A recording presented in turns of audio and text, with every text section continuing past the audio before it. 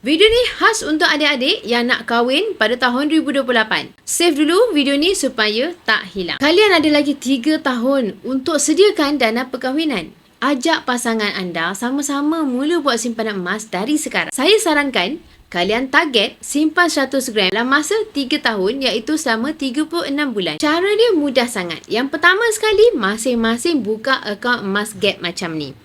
Yang perempuan simpan 1.5 gram sebulan. Lelaki pun simpan 1.5 gram sebulan. Konsisten je selama 36 bulan. Cukup je 3 tahun nanti, kalian dah ada 108 gram emas sebagai simpanan. 100 gram hari ini nilainya hampir RM60,000. Tetapi emas ni akan meningkat nilainya antara 8 hingga 10% setahun. Selepas 3 tahun, sebenarnya simpanan kita dah ada lebih daripada RM60,000. Gunakan sebahagian simpanan emas tu untuk mas kahwin ataupun hantaran. Selebihnya adik-adik boleh guna untuk kos perkahwinan. Simpan emas dengan ilmu. InsyaAllah pasti akan tercapai matlamat untuk berkahwin tanpa hutang.